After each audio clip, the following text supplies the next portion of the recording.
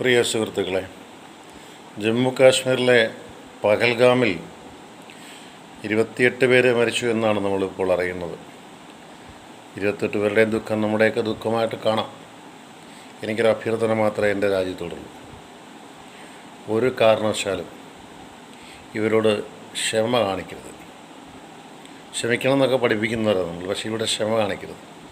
അതായത് പന്നിയുടെ മുമ്പിൽ മുത്തു വാരിയിട്ട് കാര്യമില്ല, അത് ചവിട്ടി തേക്കത്തുള്ളൂ. ആ ഡോക്ടറെയും ഡോക്ടറോടൊപ്പമുള്ള ആളുകളെയും കൊന്നപ്പോഴേ ഈ ഇവന്മാരുടെ അന്നേ തിരിച്ച് പ്രതികാരം ചോദിക്കണ്ടായിരുന്നു.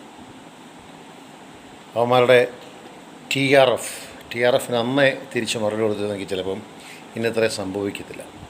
ടി ആർ എഫ് എവിടെ നിന്നാണ് വന്നതെന്നൊക്കെ നമുക്കെല്ലാം അറിയാം. അതിലൊന്നും അല്ല പറയാൻ ഞാൻ വന്നേ. എനിക്ക് ഏറ്റവും വിഷമം തോന്നിയൊരു കാഴ്ച ഇന്നത്തെ ഈ മരണത്തിൽ നിന്ന് ഇന്നലെ ഞാനത് കണ്ടതാണ്. നമ്മുടെ കൊച്ചി നേവൽ ബേസിൽ വർക്ക് ചെയ്തിരുന്ന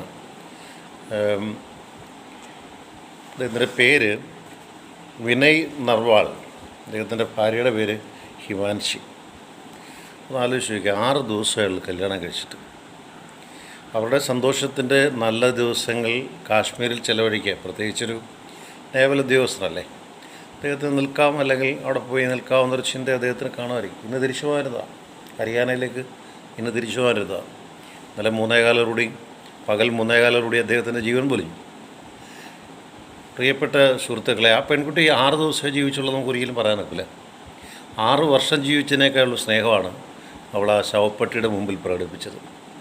അനാഥമായി എവിടെയോ കിടക്കുന്ന ഒരു ശവശരീരത്തിന് മുമ്പാകെ അവളിരിക്കുന്നൊരു ഫോട്ടോ, ഹിമാൻഷി ഇരിക്കുന്നൊരു ഫോട്ടോ, ആ ശവശരീരം ഇങ്ങനെ മലന്ന് കിടക്കുകയാണ്. അവിടെ കിടക്കുന്ന ആ ചേതനയേറ്റ ശരീരത്തിന് മുമ്പാകെ കരഞ്ഞ് കലങ്ങിയ കണ്ണുകളുമായിട്ട് ആ പെൺകുട്ടി ഇരിക്കുന്നു. ഇതൊക്കെ കാണുമ്പം ഇവരെയൊക്കെ തിരിച്ചടിക്കാതിരിക്കാൻ ഒക്കുമോ? തിരിച്ചടിക്കുമ്പോൾ മിൽട്ടനെ കൊല്ലരുത്. ഇവനൊക്കെ വിവരമില്ലാത്തതുകൊണ്ടാണ് ഈ ടൂറിസ്റ്റിനെയൊക്കെ കൊന്നത്. ഇനി ഞാൻ 1-2 കാര്യങ്ങൾ പറയാം.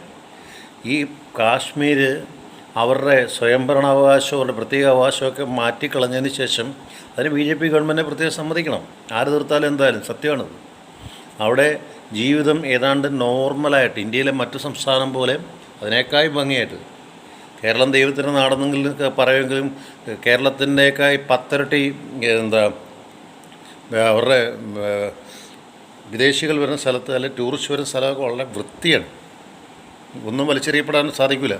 അത്ര വൃത്തിയായിട്ട് ഇട്ടിരിക്കുന്ന ഒരു സ്ഥലത്ത് ഇഷ്ടംപോലെ ടൂറിസ്റ്റുകളും വിനോദ യാത്രക്കാരും ഒക്കെ വന്നുകൊണ്ട് അവരുടെ 2 കാര്യങ്ങളാണ് അവർ ഫോക്കസ് ചെയ്തിരുന്നത്. ഒന്ന്, അവിടെ റൈഡിങ്, വാഹനം അല്ലെങ്കിൽ കുതിര, ഇതിനെയൊക്കെ വാങ്ങിക്കുക, ആ വാഹനം വാങ്ങിക്കുക, പതുക്കെ ഓടി നടക്കുക. ഒരു ദിവസമൊക്കെ 3000 രൂപ കിട്ടും. ഒരു ദിവസത്തെ ഒരു ആളുടെ ഒരു 10,000 രൂപ ഒരു ദിവസം സമ്പാദിക്കുന്ന പയ്യന്മാരുണ്ടാണ്, നമ്മൾ ഇൻ്റർവ്യൂവിലൊക്കെ ഉണ്ടാകും.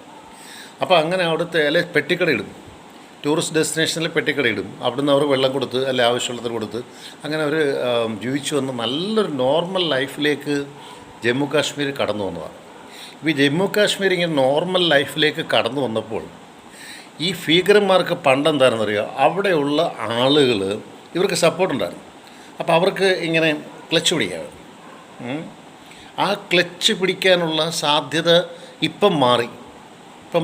കാരണം അവർക്ക് സ്വന്തം കാലിൽ നിൽക്കാം, ജീവിക്കാം എന്നവർ മനസ്സിലാക്കി. ഇത്ര നല്ലൊരു അടിമത്തത്തിലായിരുന്നെങ്കിൽ ആ അടിമത്തം മാറി ഇവർ സ്വന്തമായിട്ട് നിൽക്കാമെന്ന് മനസ്സിലാക്കി. ഇപ്പം തന്നെ അവരുടെ ഒരു നേതാവുണ്ടല്ലോ, കൃഷി, അവരുടെ പേര് തന്നെ വഴങ്ങാത്തുള്ളതാണ്. ഞാൻ രാവിലെ പറഞ്ഞ അദ്ദേഹത്തിൻ്റെ പേര്. അപ്പം പ്രിയപ്പെട്ട സുഹൃത്തുക്കളെ, അദ്ദേഹം ശരിക്കും ഒരു പാകിസ്ഥാനിന് പങ്കില്ല ഇതിനകത്ത് റോളില്ലെന്ന് ഈ ഭീകര അറ്റാക്കിൽ.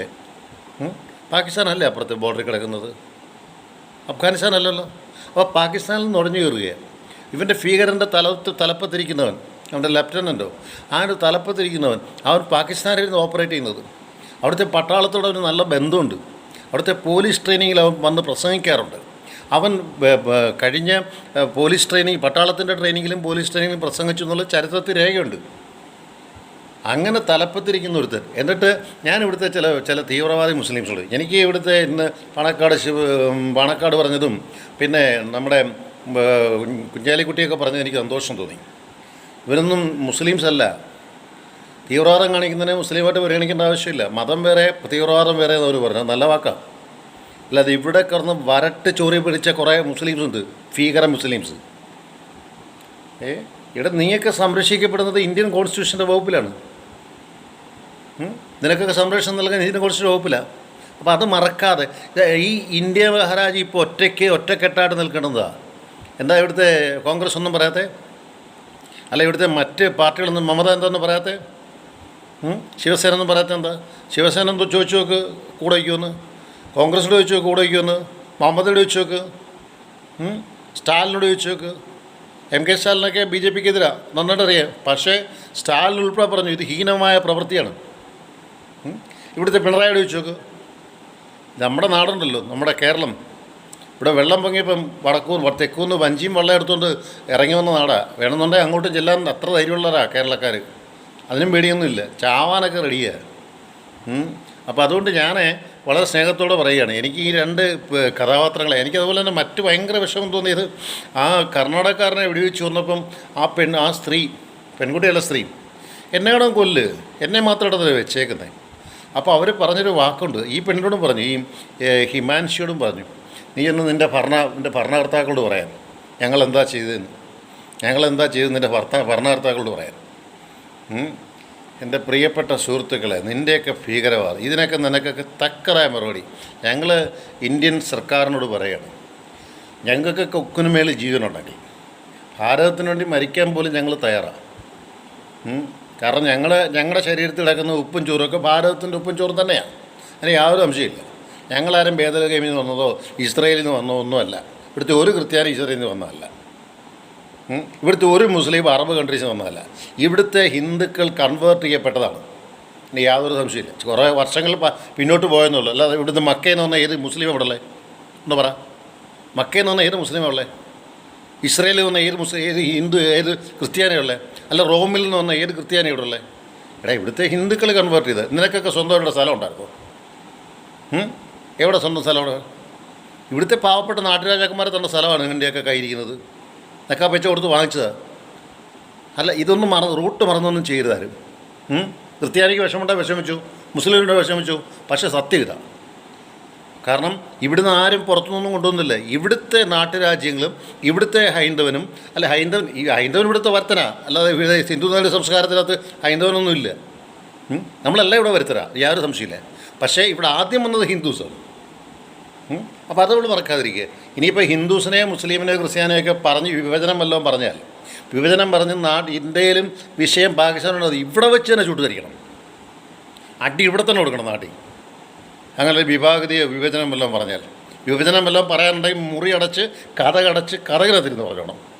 അല്ലാതെ ഇനി പാകിസ്ഥാനോട്ട് എന്തെങ്കിലും വിഷയം ഉണ്ടാവുകയോ അല്ലെങ്കിൽ ഈ ഭീകരന്മാരെ പാകിസ്ഥാൻ്റെ മിലിറ്റൻസിനെ ഒന്നും ചെയ്യല്ലേ, കാലെ പിടിച്ച് ഞങ്ങൾ പറയാം.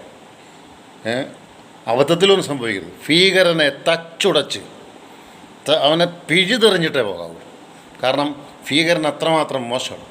പാവപ്പെട്ട മനുഷ്യരുടെ കരച്ചിലൊക്കെ കേൾക്കുമ്പം നമ്മുടെ നെഞ്ചിലും നെരിപ്പോട് പോലെ വേദന വരുന്നത്. ആർക്കെങ്കിലും എതിർത്തോ? പേര് ജോൺസൺ കരൂർന്ന്, അഡ്രസ്സുകളാണെങ്കിൽ പറഞ്ഞു തന്നെ. കരൂർ ഹൗസ്, കോമല്ലൂർ BO, ആലപ്പുഴ ജില്ല. എന്തായാലും ചോറിനോട് നന്ദിയുണ്ട് നമുക്ക്. തിരിച്ച് മോദിജിക്കും നമ്മുടെ അമിത്ഷായ്ക്കും പിന്നെ രാജ്നാഥ് സിംഗിനും പ്രസിഡന്റുമാരെ അങ്ങോട്ട് മാറ്റി വെക്കാം.